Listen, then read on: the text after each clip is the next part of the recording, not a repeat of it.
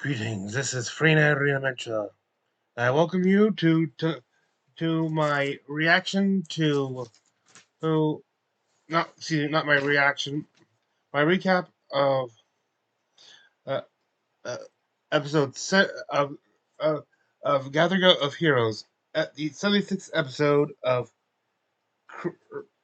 Critical Role Campaign 3 Saga Bells Hells. Tonight's episode, if you can't tell, is the Halloween episode where the entire cast dresses up as members of the Fellowship of the Ring. The only Fellowship member absent is Boromir, but after he fell, to paraphrase a certain song, we don't talk about Boromir. We don't talk about Boromir. Anyway, the Fellowship.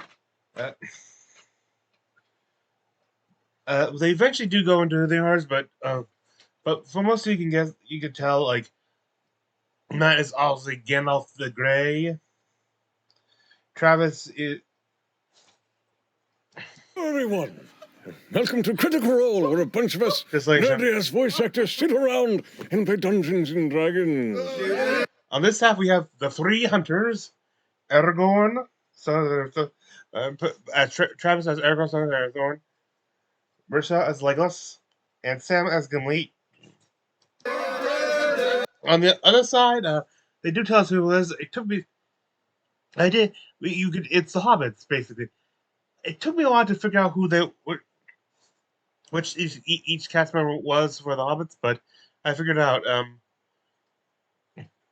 And was confirmed. Ashley is Peregrine, or wait, was that right? Hang on.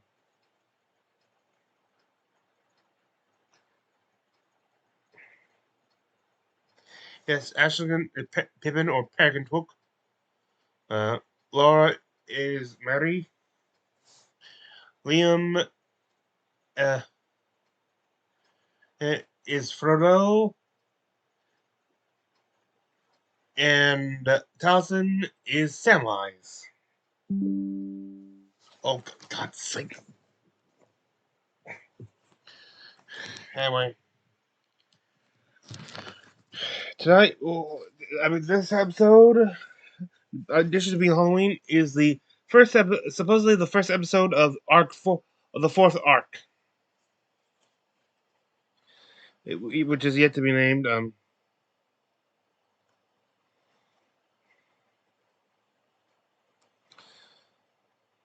Mm, and then now they go into their ads for the night. First ad is for a new VR game based on a '90s game, I think, video game, The Seventh Guest.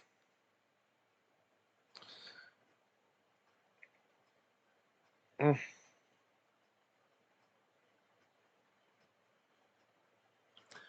Breaks guest. So Sam does the ad read for us, of course, and claims to have a advanced copy, they said only he could play it. But basically basically describes it to Marisha as if she was the one playing all this ghosts and stuff, weird stuff. Made just weirder by the fact that the costumes are wearing, but it's virtual reality with some spray effects like blood falling from the ceiling. He sprays something in the air, some like misting a misting ball in the air.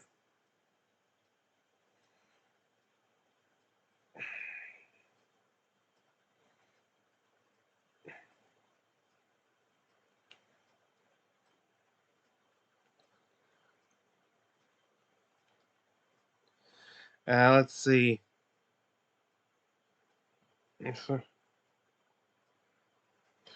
Uh, and wait, next ad is for Candela Circle.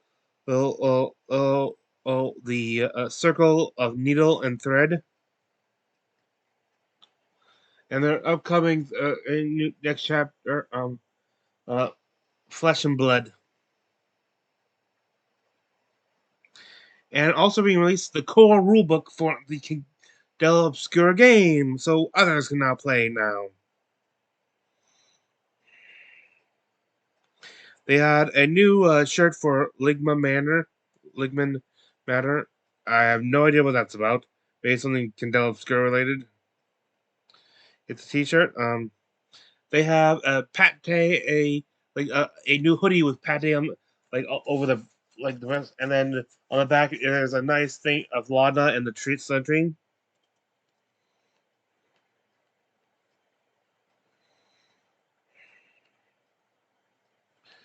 Uh,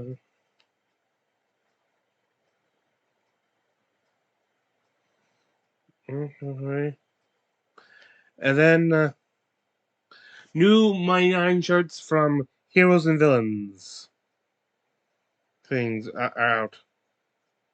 There's a, a figure. They have a Grog and Scanlan figurine based on Legend, not Legend of Pokemon, Vox Machina Origin, and and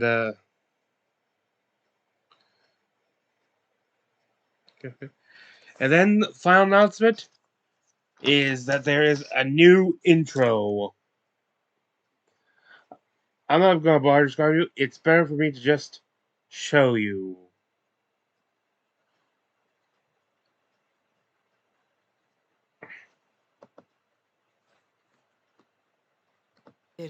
Bell's Hell's intro. Oh.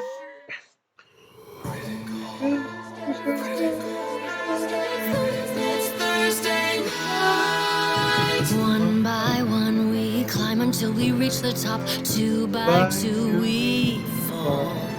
Will we beat our end or meet our destiny? Hold your breath and roll. It's Thursday night. All ye critters, come join us. It's time to continue our flight. There is magic and mystery. Who knows what will happen? He might. But one thing's for sure, we never give up on the fight. From the healer to the renegade, we all share the same goal. Adding more hours, taking more chances. Hold your breath and roll. It's Thursday night. All ye critters, come join us. It's time to continue our Thursday. There is magic and mystery. From darkness our friendship will rise. But one thing's for sure, we never give up on the fight. Oh, damn it! It's Thursday night.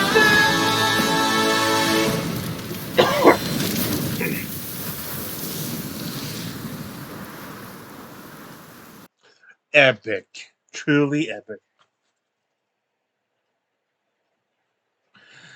And then we enter tonight's episode of Critical Role. Oh, starting with the recap.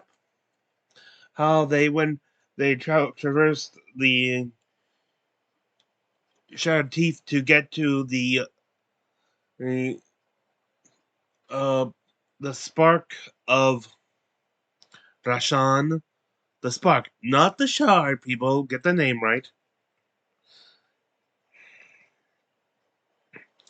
And they end up after a brief encounter with what I assume to be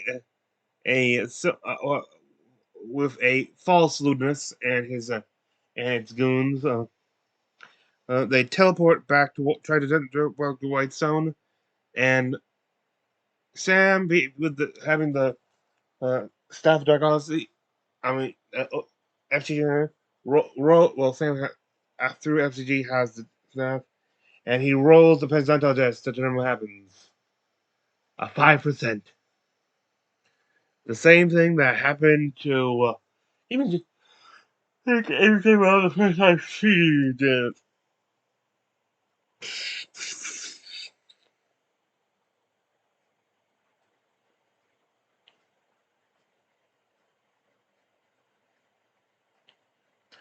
And it's this time to point out they didn't really do any healing after the fight, so if this recurs too often, they could end up someone could end up going out cold during this. They take 24 force damage. On the second roll, you got 66, which was a bare minimum to just get safely there. And they arrive at the Sun Tree, startling several of the villagers.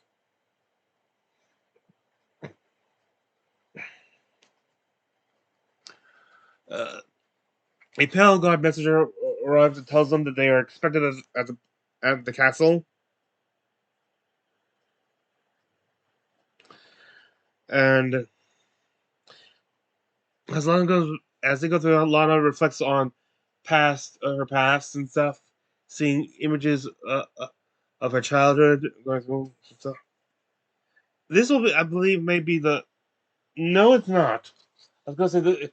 I think they act as this might be like her first time in the castle since she went there as part of the. But no, she after she was revived, she was brought to the castle. So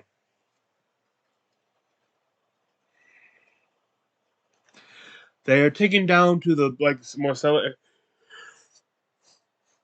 Like I noticed, like part of the wall, there's a gap, like sort of out thing indicating a secret door. Inside, we go find the workshop of Percival Dorolo. There is smells of gunpowder and other acrid things. They notice flameless lights on the walls that give a consequence, which I think we can assume is not actual magic, but electricity, because he did say he was working on electric lighting at the end of campaign 1.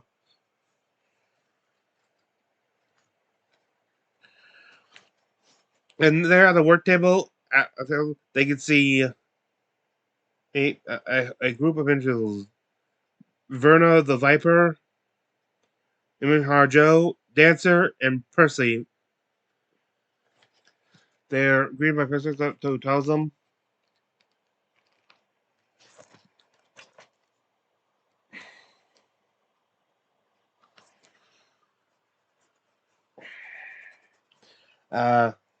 you notice one thing that's noted is that Dancer and Percy don't look each other in the eye.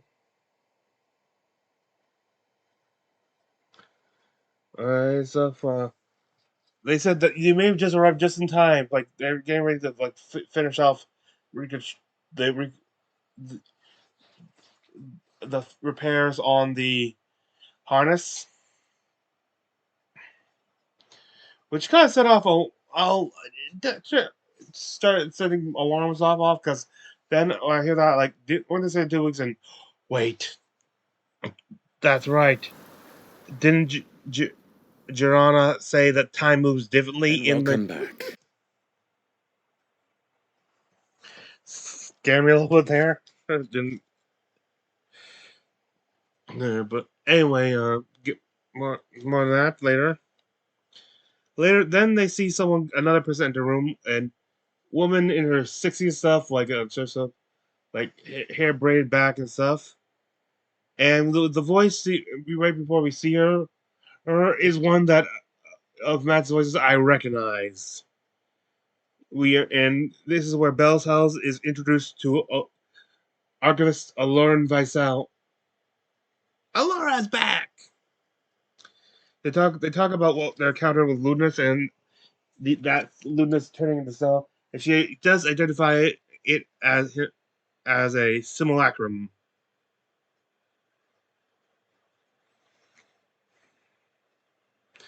With the gem he on the forehead likely being a way to transmit what the simulacrum experienced back to Ludinus.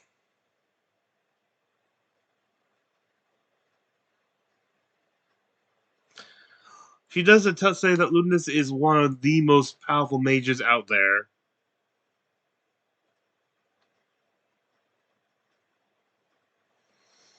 And then they start discussing After that, they start discussing the harness. It is now fully physically restored, but they have yet to reignite the enchantment. Alara starts like hitting it with a small hammer and stuff, and whenever she hits, she imprints new runes and stuff, and so.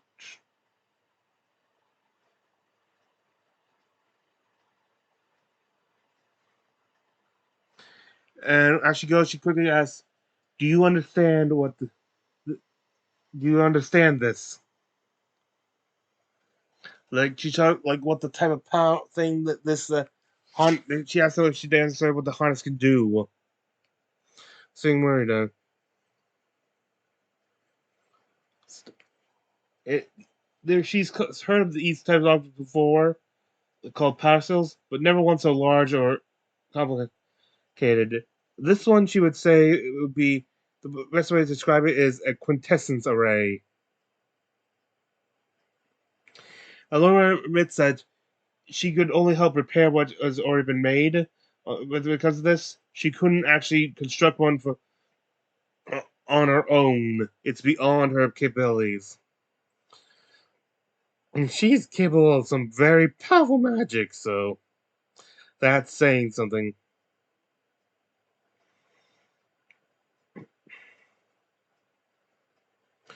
She does have a specific request based on how dangerous this could be.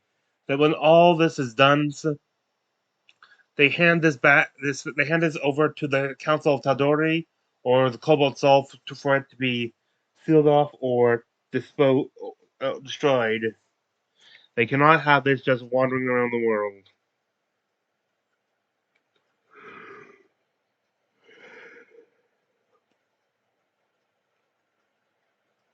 Chetney tries to says they'll agree, but he tries to negotiate like what do they get in return. Well, first of all, demand how much she's helping them right now.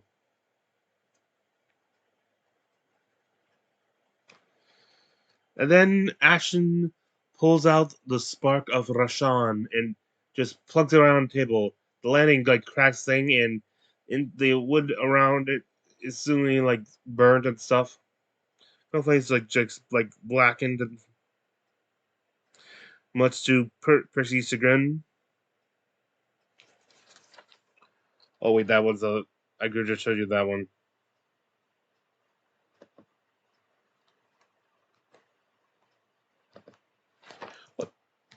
It impacts. You can see the top surface of this central table cracks ever so slightly at the impact, and you watch as Lord Percival goes, She can fix it. Nice. Just build a better one. Upgrade. Oh, you can see there's a faint bit of almost like a carbon ring of immediate kind of flash burn on the surface material. The center of Your hat fell off. it's fine. Whatever. It was an eventuality. Should I move it over to the kiln to be? But I don't know. Everyone should look at it because I'm curious to see if she knows what this is. You talking about his hat or the thing? The hat. Yeah, there you go. okay. Well, the thing. Hat on, hat off. Yeah, it's Yeah, great. yeah, No, leave it on. Leave it on. It's Yeah, good, leave it on. It's a vibe. Completes the look. Yes. Thank you. Yeah. It's a different look without the hat. Yes, it confuses me. That's true. Yeah, I'm just curious to see the magic lady guess. Now the placement here, this is an enclosed chamber, and while the temperature was a moderate chill, now the room almost immediately flash becomes a sauna. yeah, the heat's risen in there because just by the thing we take it out of the bag of holding.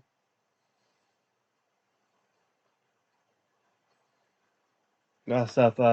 Some of them who have like goggles on try to go for something that sort of works as like sunglasses because it's giving off a bright glow.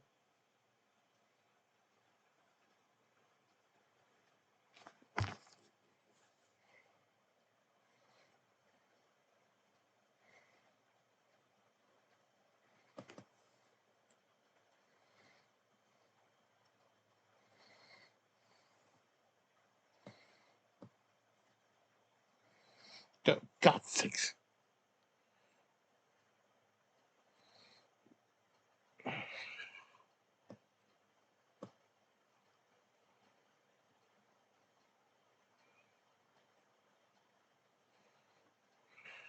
Oh, guts. In the middle of a volcano. In the middle of the shattered teeth. In the middle of the night. Sorry for the technical difficulties.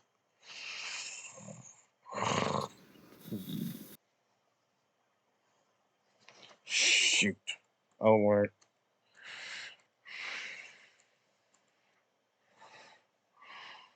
This is extremely dangerous and extremely exciting. Thank you. Like chutney. Oh, baby. Like it.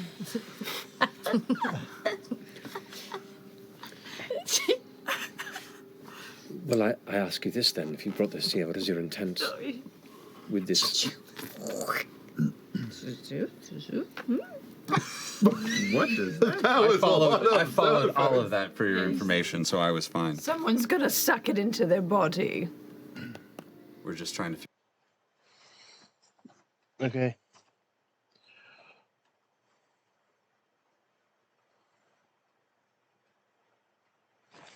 They tell how they came by it, and Allura already knows of the tree of atrophy.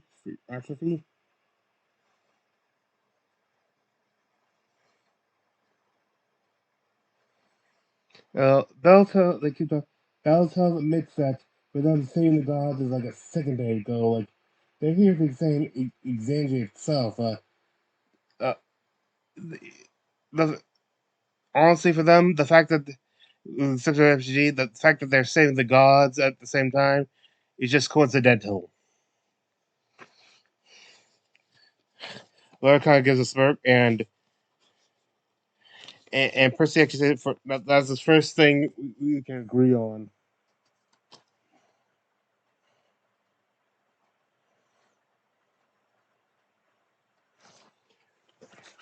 Allura then recognizes Orem, having seen him in Zephyr before. And with that brought up, they ask if they've heard anything from Keyleth, and that she's been around again, and she should be there fairly soon with any help she managed to stir up.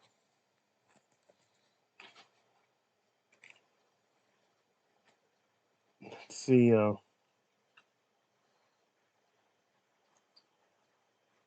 And then with one child, so they go to and they finish repairing the harness. It is now fully re-enchanted. It is getting a humming and it's vibrating. And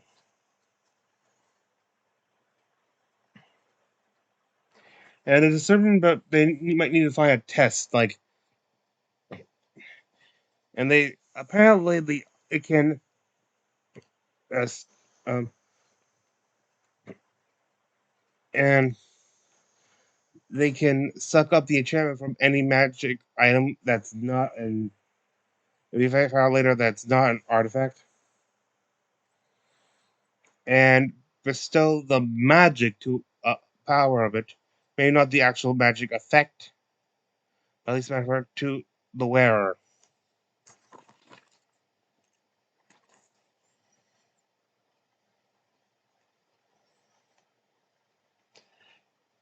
Like leaving it on too long will permanently de-enchant and possibly destroy the object.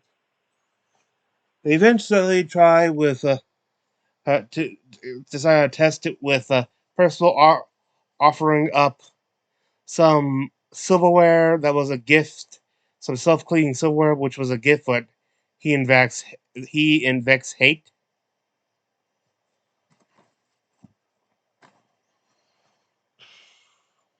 And they put it to and the one testing is out is Tetney, or the testing out is Tetney.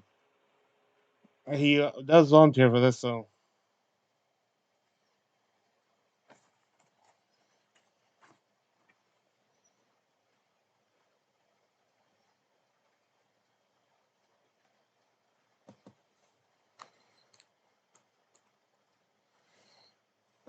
That's my assumption. Yeah, I'm not going to use it again. We might as well just see if putting it on hurts. Mm. We're also What are you talking about? We're pretty beaten the Beer fuck up right now, too. I'm not. Where are you? You're okay? I never got touched. Oh my god, you are. You didn't do shit. I'm a pristine. You got zapped by the teleport. I will give you some healing. We got a lot of people who can We're take care of this pretty here. fucked up in general. We've got. I got 69 hit points. I'm ready. Nice. Put it on, chat. I'm gonna heal you up. I'll do You're gonna ruin my 69. I'll add on to your Nothing can ruin 69. 69. I'll cast Cure Wounds on you. Some things get Yeah, it's a lot to focus on. I was gonna say that's a very broad table of things that can ruin that. You go to 68 or 70, it's done. 12 points of healing. How did that?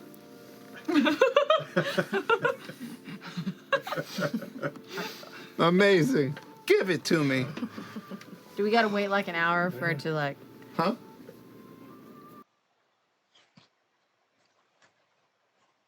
Anyway.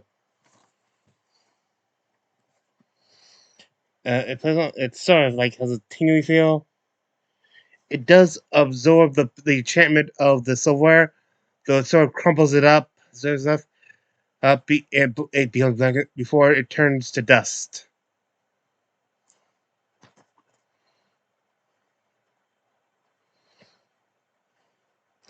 And as a result of being used, Chetney now knows exactly what it does.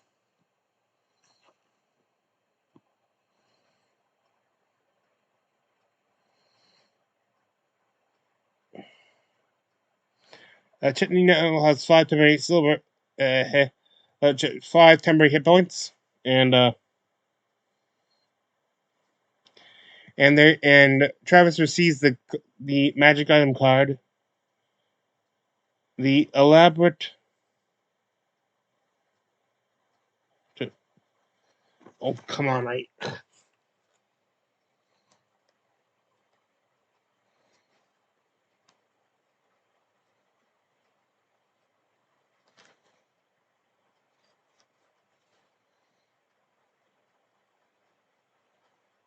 the elaborate harness. You could just go to the link in the description. Mm. And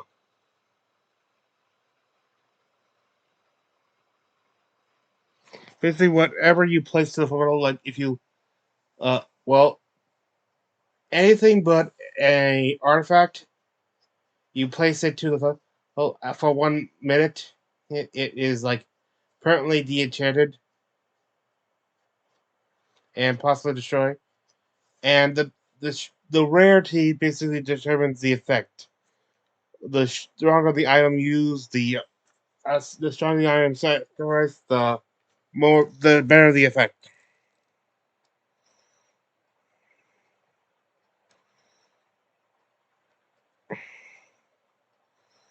A common like the silverware gives you 5 temporary hit points.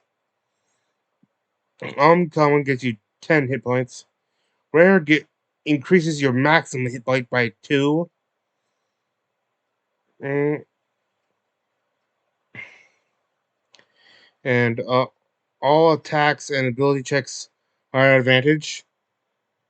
The attacks and ability checks I know at least are till your next long rest. I'm not sure if that it also applies to your hit point maximum.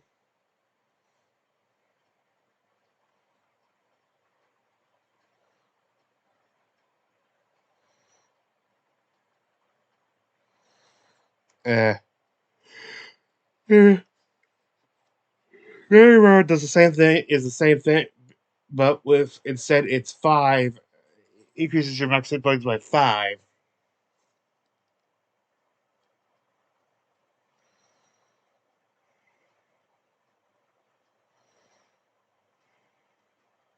Then legendary. It increases one of your ability scores by 2. And in other words, you get a modifier increase of 1.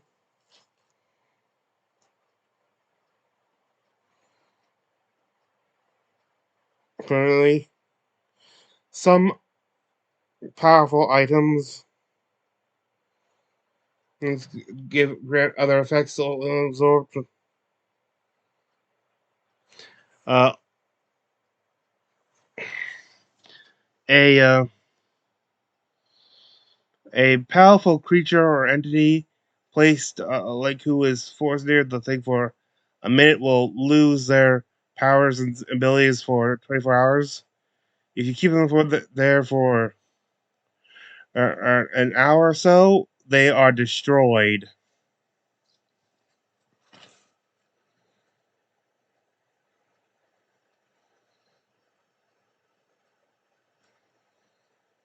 So, and at this point, we we discover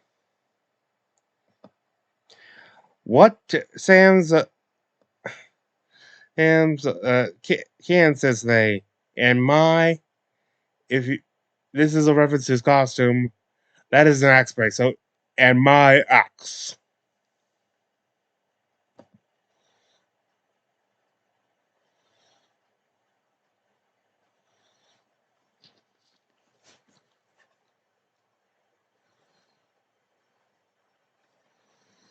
Let's see. Then they start talk. They mentioned before how Ashton had a shard of Kamort in him, and they start trying to figure out, wondering ways of how they could activate that shard.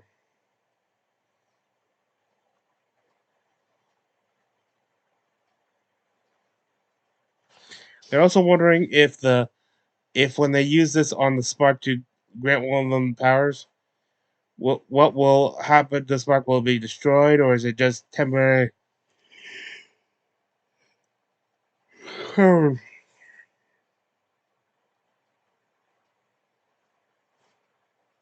Let's see.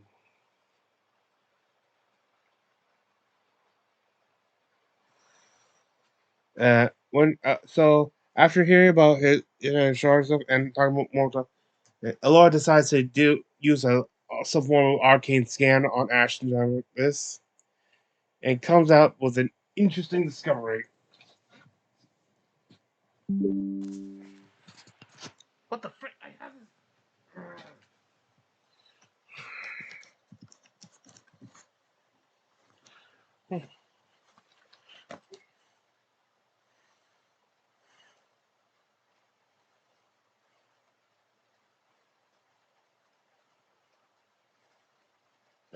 They determined that while they said the power of the shard in him, she also detects a strong duromantic presence and starts explaining duromancy, an older form of magic, protecting even the gods and the Titan and the primordial Titans.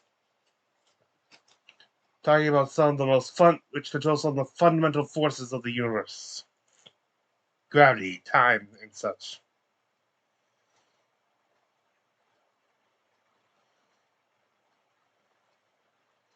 What she says is actually is some sort of focus points.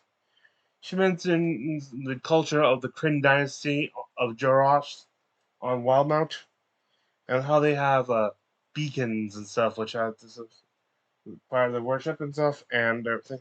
And she describes Ashton as being sort of like a half beacon or something akin to a beacon. They do remember like the object Luna's had describe it to Allura, and she does. I say that was one of the beacons. She describes that with Ashton having both the shard of Kamor and a strong Dunamithic essence, he could be either their greatest weapon or their doom. Now, when they talk about that, and they talk about how according to the Kryn dynasty, the Luxon beacons were fragments of an ancient entity that was scattered called Luxon, it raises some questions, especially since it has some lineup. I didn't even think of this. Has some lineup with the Predathos backstory, and they could be wondering like, is did this the Pedazos actually attack and destroy Luxon? Or could Pedazos actually be the Luxon? I myself remembered that when Pedazos first came, he ate two of the gods, hence his epithet. One of them was a god of fate. I feel like there could be a connection there.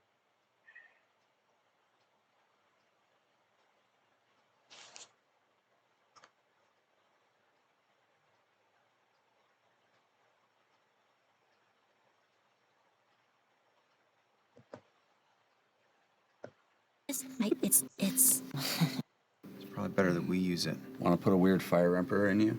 Yeah. I mean, it wouldn't be the first time. Yes, it's. Up to you. I mean, we could certainly try. Yeah, there we go. Everybody drink. I've always wanted a sister. This could be fun. Let's get weird. You've always wanted. Oh. That's not exactly what I was thinking. It's mixed messages, but it's fine. You know, we can read. No, I'm well aware of what they were going in there, but yeah. We'll figure it out. So is it dangerous? Anyway, they're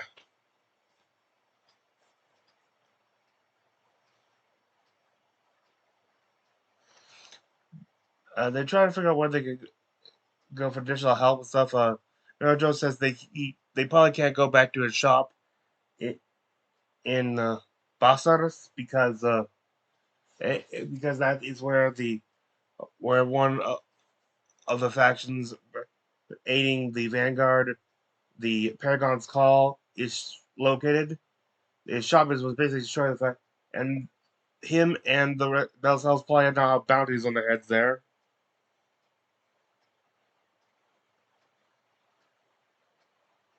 After that, they decide to wait for Keel to get there with other members to have a war council. And Laud decides to have Pate stay in the room invisible to listen in.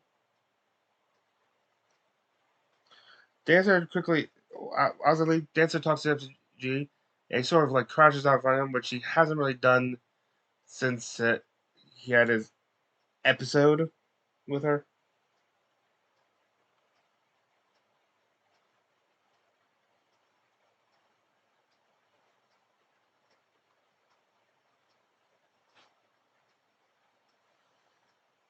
And she says that she's trying to get comfortable with him, but she knows he's trying stuff. Mentions how he was sort of he was looking for meaning and stuff. Something like that. And he consider he does thank her for sending him, helping sending him down the right path, the path to Bell's Halls. Then he asks about D, and she responds that D, she doesn't know much about D. All he knows is he has very unique items for sale from there, and they thought that his mask was just him like developing a brand and stuff, but they think there's something more to it now.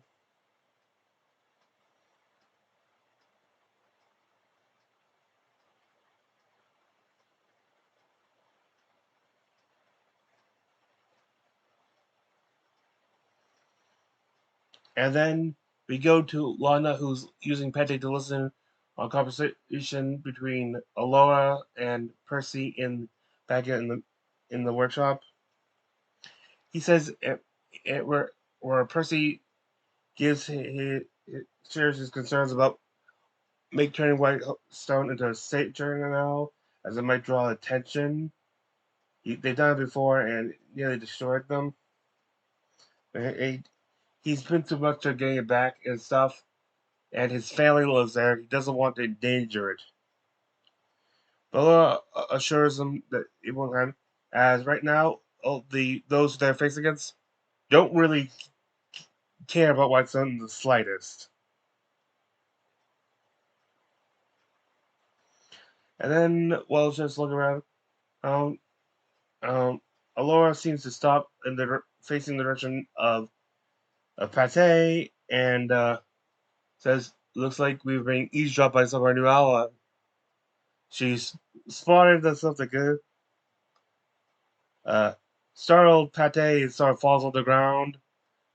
Try to get up and shake out, make it with the dance of the worm, but because of the rubber bones, it's kind of off-putting.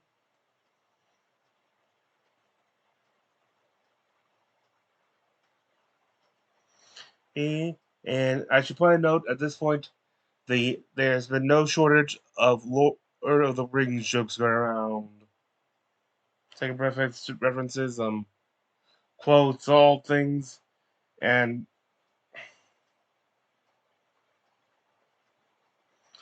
it's starting to get too Matt.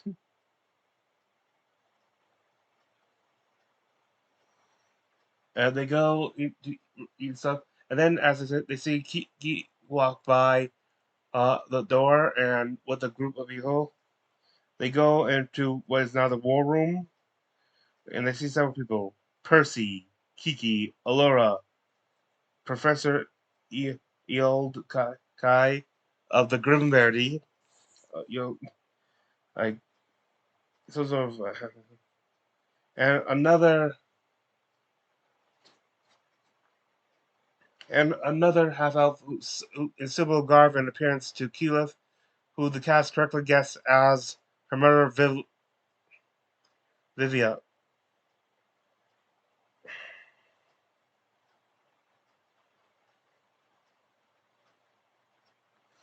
And that's where Brick goes in. There's the ad for the 7 guests where you actually get the gameplay image.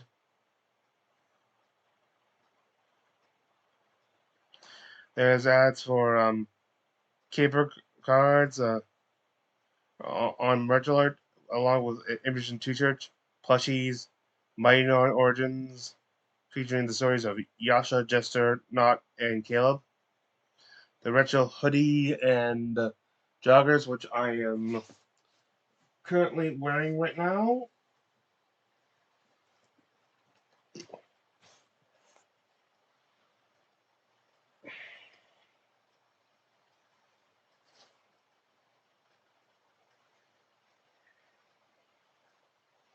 Now, is a Thursday shirt in both color fonts. The Tankard wraps. Then there is a trailer for their live show at London Comic Con, and then ads for all the different Comic Cons they're going to.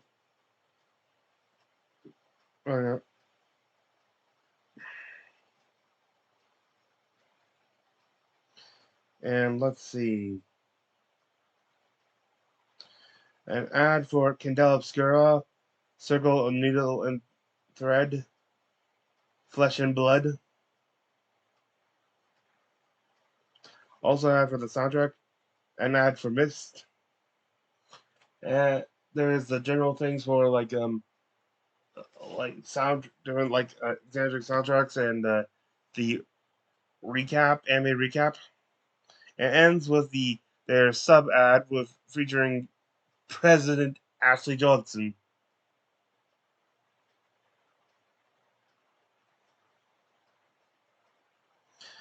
And then we go back and enter the meeting where the professor is talking about how the Grim Verity has managed to get promises of aid from Menagerie, has gone to the Menagerie Coast and East Marquette for help, and gotten promises of aid from, with the help of Vilia, and got promises of aid from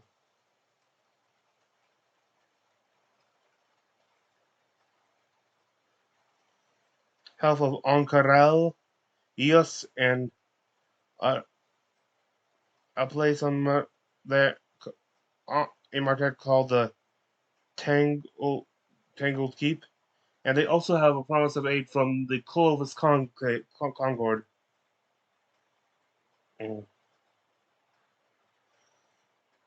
They're wary of seeking. Well, they would be one of the biggest ones wanting to remedy this situation.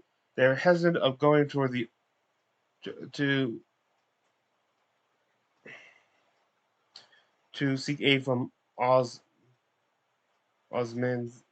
Osmansians because that's where that's behind it all the and that's where they stole the text of Prodothos from.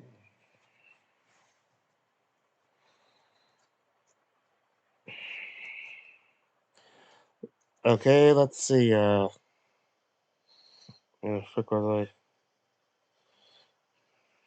They notice how though there are many civilians and stuff around Alexandria who are supporting the Ruby Vanguard. Not happy with the look.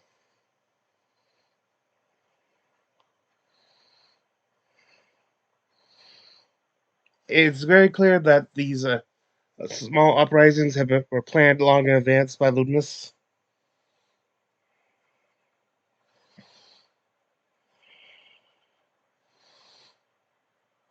They talk about the global breakdown of magical communications and determine the source to be the key, the malice key itself.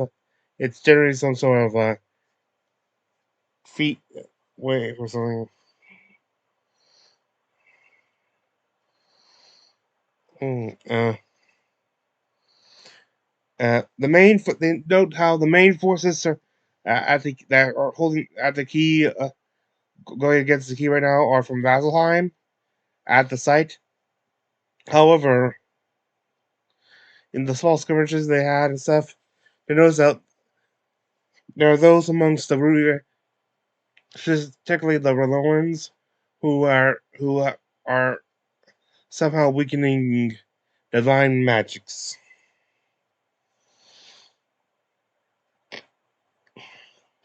Many of the support troops are the support of the occupation war are being interfered with.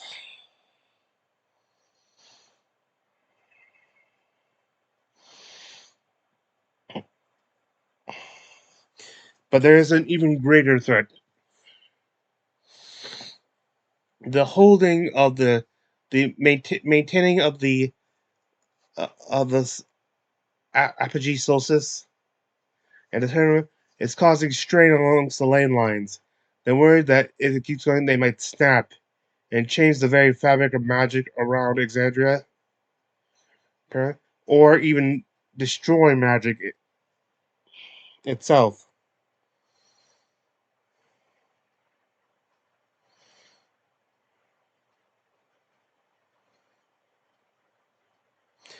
What they really need is some true reconnaissance of the surface of the moon, because even if they were to guard great force and attack and take the Malleus Key, they still need to stop what's ever going up there.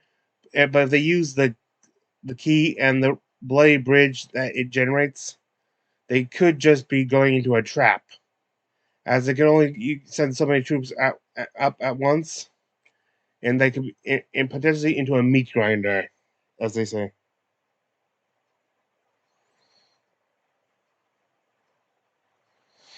Bell's House does volunteer to be the recon team,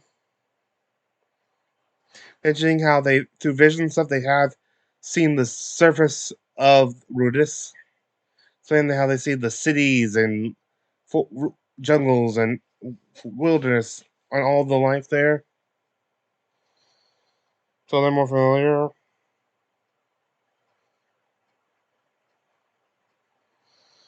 And they try to figure out what they could do. Like, two things they ask for is the ability to prevent people from scrying. Well, they can't give them any objects right now to shield from scrying. She can enchant them to be able to block it for 8 hours.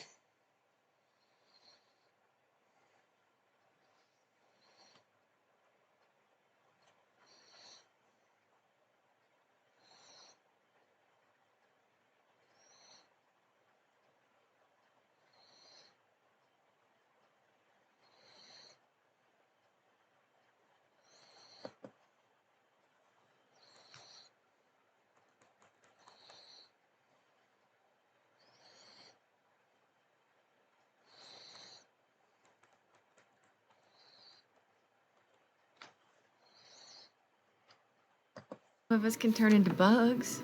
We did get in last time, actually. Some of us are real small. Well, if you can all manage to... Oh, no. Some of us are real small. Well, Look if at you can Sam. all manage to... Oh, no. I'm sorry I had to point it out to you. Oh, no, we lost I was waiting. We've given him too much power. It's gone. Oh, God, Let's fall off. Good, we're good, we're This good. beard is brought to you by. Okay. You look great. Thanks, Tilda. That's what it is! I have been staring at you trying to figure it out. Wow. Oh, I love Tilda. Oh my god. Must be careful in the making. Anyway. They did that, and her joke is tells she wants to keep protected for her child, referring to, of course, little Mister, and but that leads to an interesting. I'll talk about an interesting possibility.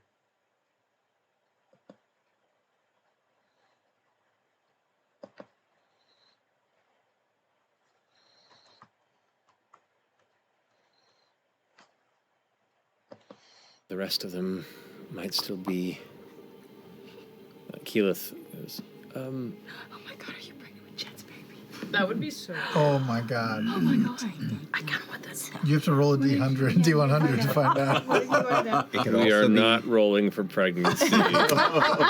What about infernal conception? Yeah, in the wrong systems, yeah. Let's play some Fatal next campaign. Are you pregnant? This one can go.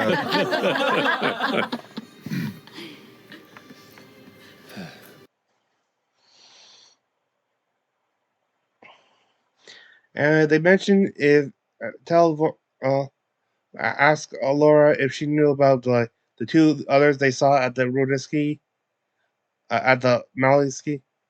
Hey, the Dirty Wizard and the woman with the abs, and she explains that she has met Caleb and Bo before.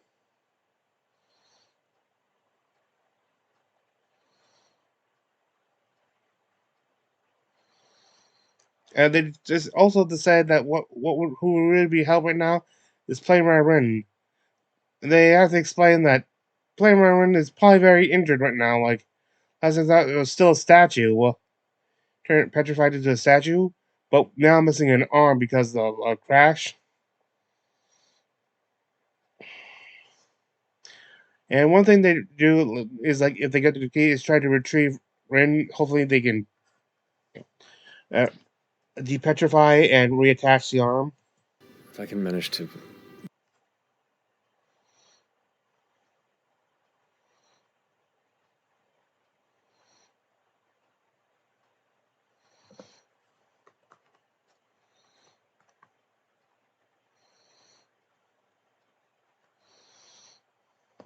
Need to prepare. My stone is yours for your protection. Should others who are also along your cause require it as well, just let us know. Don't just let them wander in. They will be shot. Also, if you had 7 legendary weapons at Or your items disposal, that you don't need, that'd maybe. be real cool. The cat. Is the cat trying? The cat's trying to destroy the vestiges. I wouldn't even have any idea where to look for such a thing. Insight check. Make an insight check. I wonder why Do you not would remember do the that. stats on this motherfucker? Good luck. We have time to do 16. Or we could use it and use it and use it and use it and use it until it breaks. Until it breaks? All in one day? Yes. You're holding something back. Figures. He's probably holding it in that beer. This one. That one. so Glorious. Full of birds.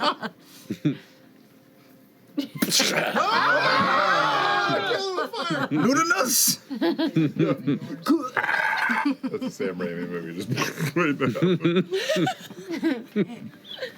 Just a little high there. Easy, Gimli. Easy. And basically, also around research, like F.C.G include make sure to ask like if he has any globules for 1,000 gold, and person goes, why does that sound familiar? Basically, it's the component for Hero's Feast.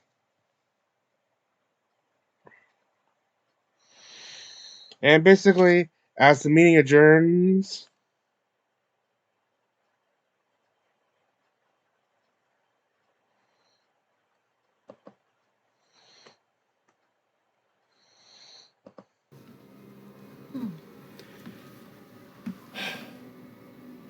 Lord Percival. Lady Keyleth. Lady Laura. Percival. Waiting for hands in the beards to come up.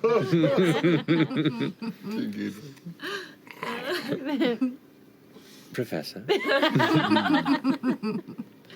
Lady Laura. Lord Percival. you get what's going. Lady Keyleth. Lady Villia.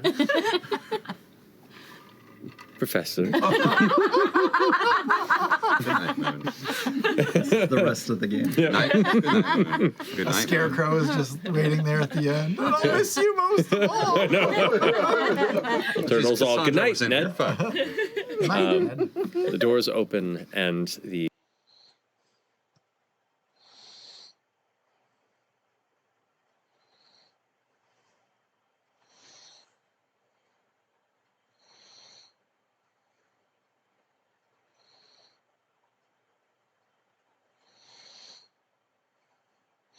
And as the bell cells leaves, B breaks up, bell cells go off. They try to determine what they want to do in the meantime while preparations are being made. And they want to have Legrand Whitestone specifically for 3 things.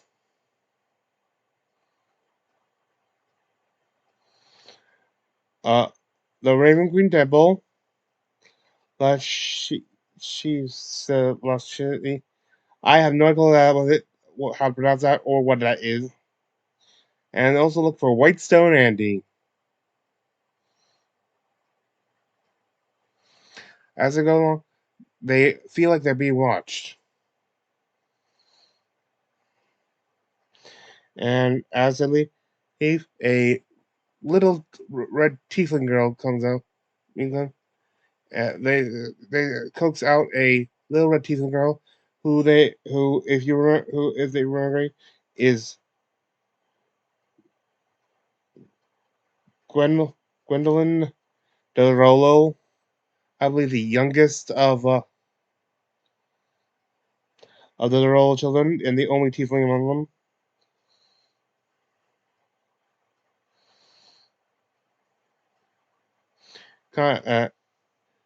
Starts out shy, but has kind of a personality.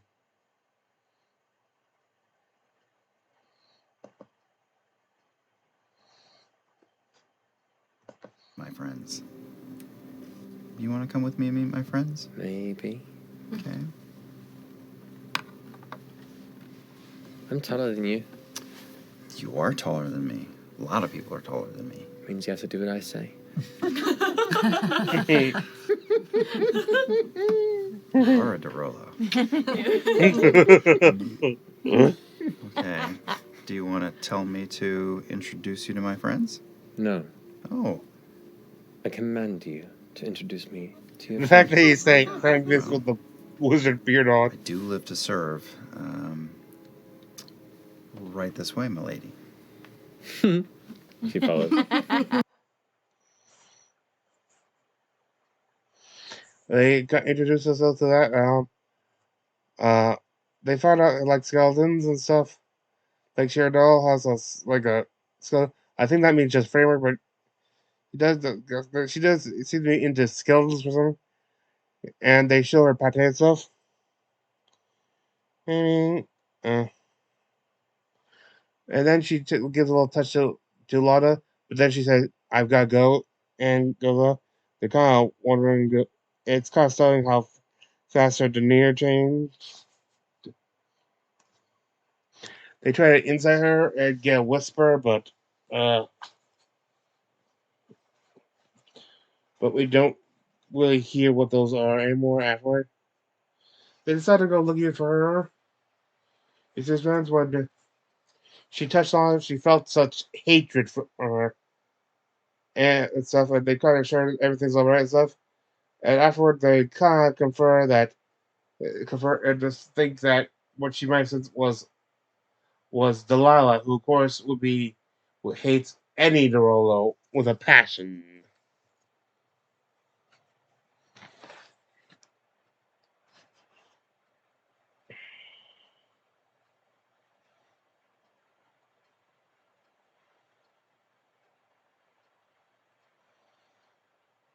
Yeah. Then I think Orem, Ashton, and Chetney and go are off checking out that specifically going to the Temple of the Raven Queen, the altar of ravens. Not as fancy as the temple in just Dressage. And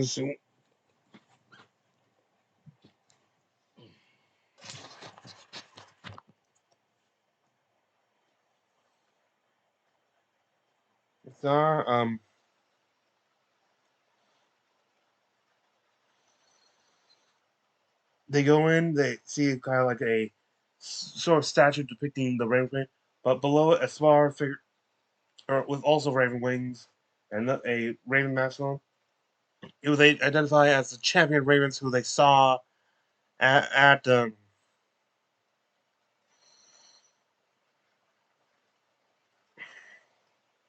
they saw at the Malaski. I should note that I don't think any of the Belzels, except maybe Orem, actually knows his name is Vaxeldon. Um, Orem might know, but he doesn't give any education in knowing. They never refer to him as Vax yet. After which they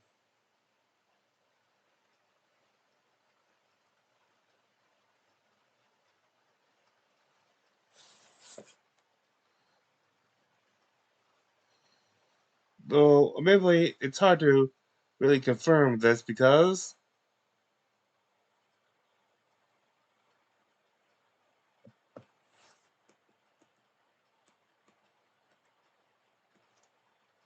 like an inscription plate or some kind of audio guide or something. Audio guide. You said you didn't want it at the kiosk. It was 20 silver. Wow. Too real. You just get it on your phone and Buy the tour kits. Yes. Come on. Same deal. Indeed.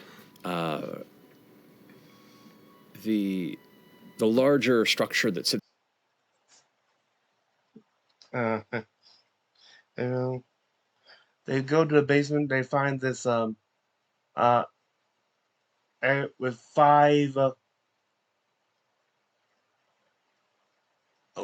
five sarcophagi of stone and stuff. On the lids there are carved figures of humans and stuff, very nice today. But the facial figures are indistinguishable. That's where they meet a dwarf is there, hairstyle, very scrawny looking, with no hair or beard. I know, outrageous, right?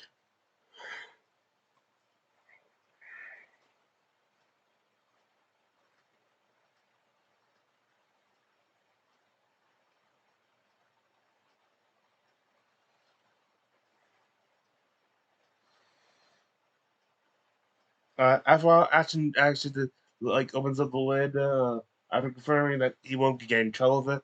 So decides to lay in one and stuff. Apparently, that's what they are for. Like for those who actually prayer, you go inside a coffin closet and pray in one. Uh, uh, After eventually getting one too. I mean, the game one. I mean, they share one, feet to feet, like, and they close the lids up, and it seems like they can't tell how much time passed, but after they see this white light, point light on the head.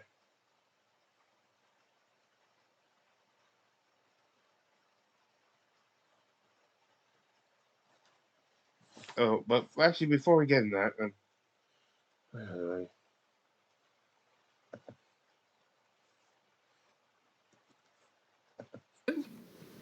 Is this a regular occurrence here? Semi-regular?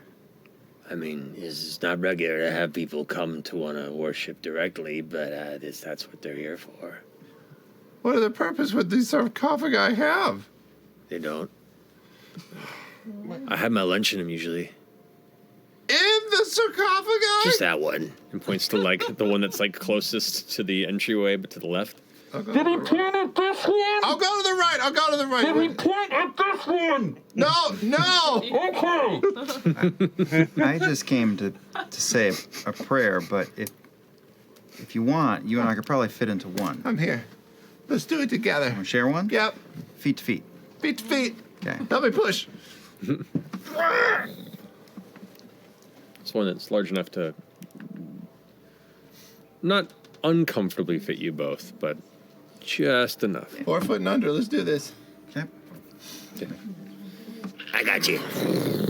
Closes it there, and you hear his muffled footsteps as he walks over, and then you can't hear anything, and it's just darkness. You know, just because we got in here doesn't mean anything is going to happen.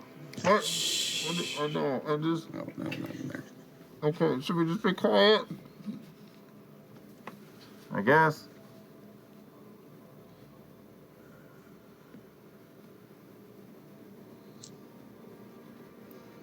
I'm seeing the little white swirls behind my eyelids.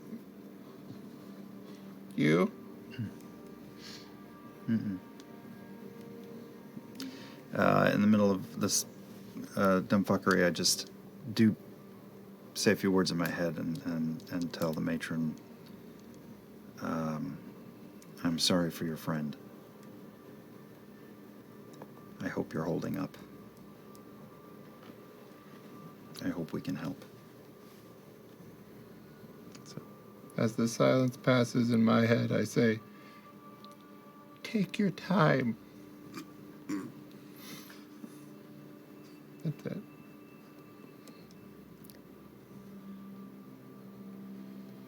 Minutes pass in silence.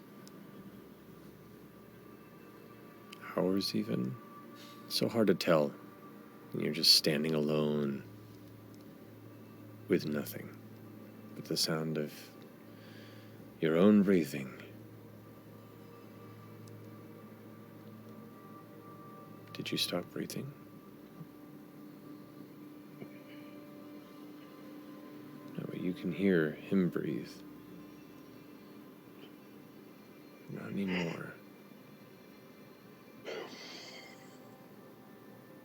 As your feel for any sort of shift in rise or fall of your chest, you are uncertain if your eyes have been closed or open this whole time. And the minute you think of that... Anyway, where was I?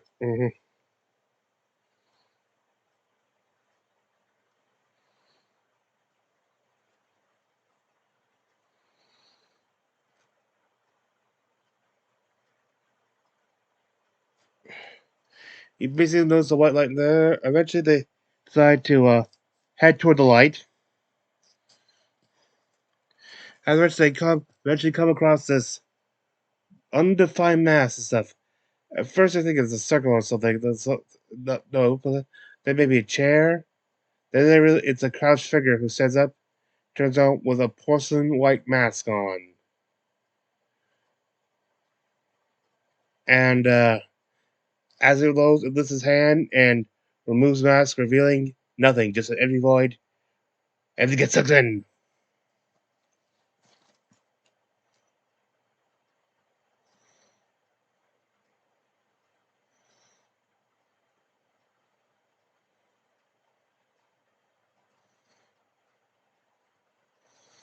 Uh-uh.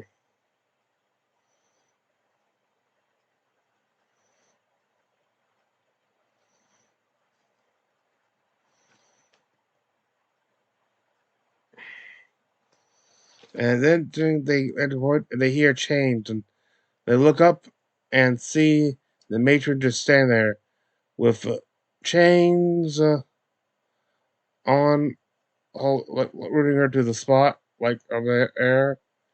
And as she goes up, gives a little tug of chain, starts climbing up them. And as they get to her, reach her and stuff, the chains break. They fall down while the matron goes up.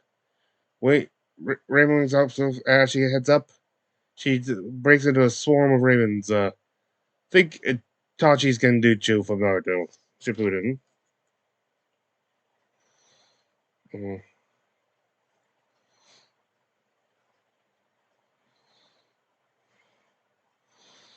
And when the mission ends, the gal, the sarcophagi, and so the guys there. Apparently, it's only been 2 minutes. And then we go and they leave the temple and we hit C and go past the temple of the Dawnfather, which Ashton just leaves a copper there. According to him, that's the biggest insult he knows.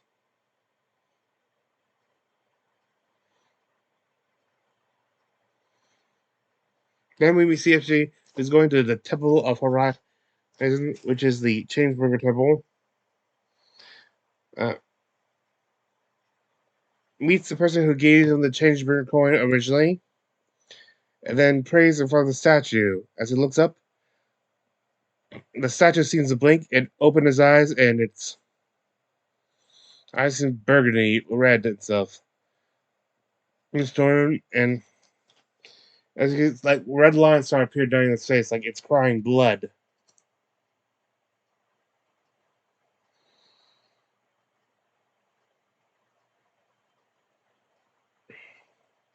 And speaks to him.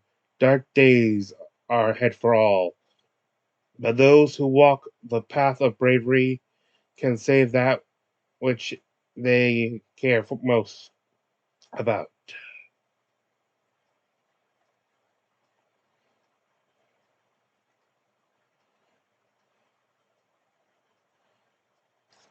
And then after that, noticing the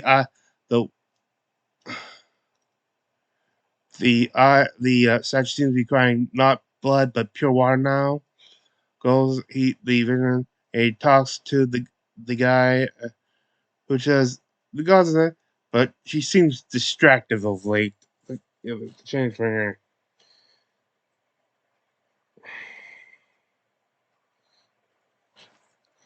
Then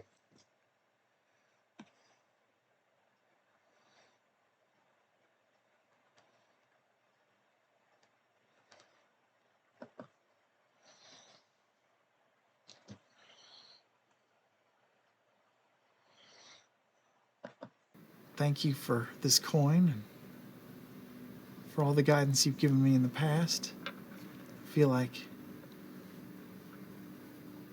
I've realized that you're not given a purpose and you don't choose a purpose. You just sort of make one as you go. And sorry, wrong time slot. As much as I like to see this deep thing,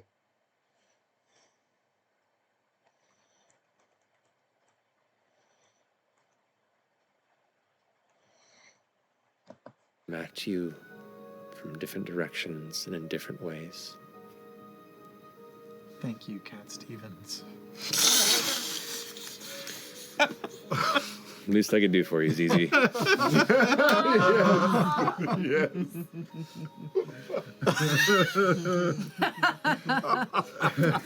What? This is the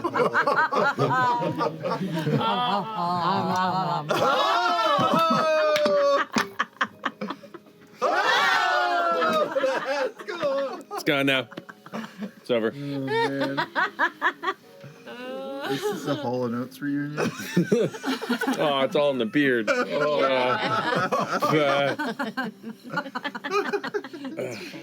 feel like the Necron eating a salmon in his beard from Trading Places. We all getting back together? Yeah.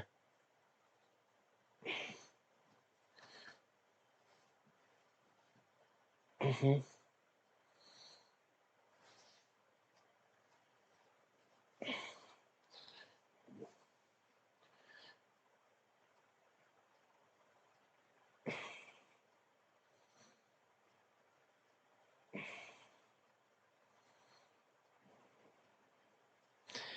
Basically, they all beat in front of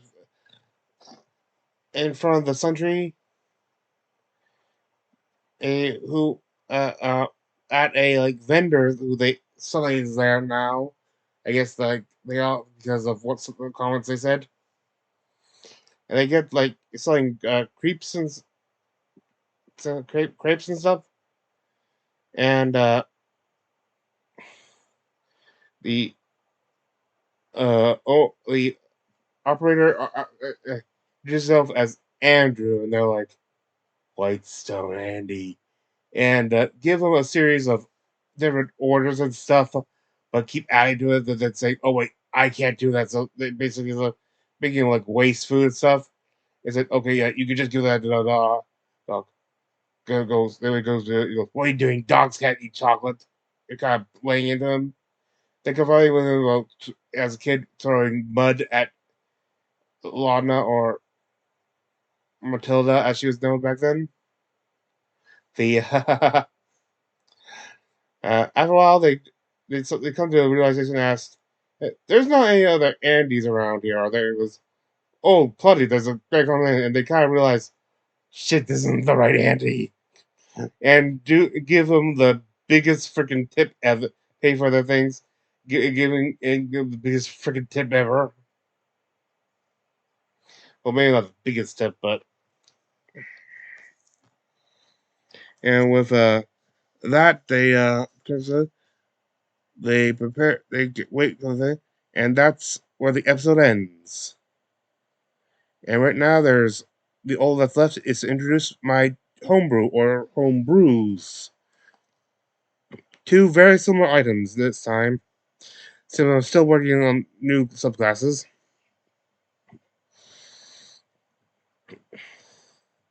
Right hand of the caster, wondrous item, rare quantity. It requires attuned by a caster.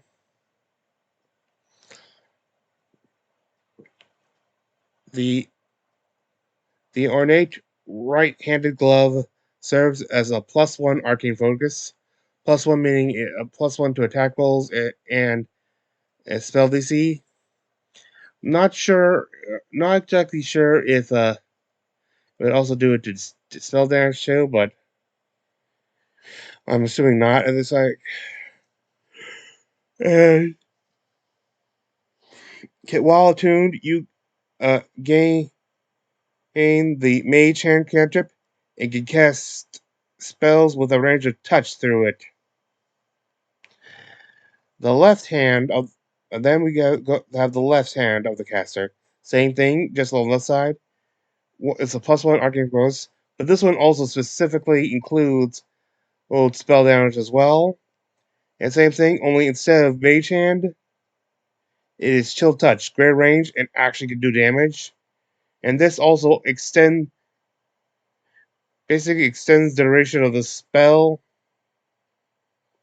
of the cantrip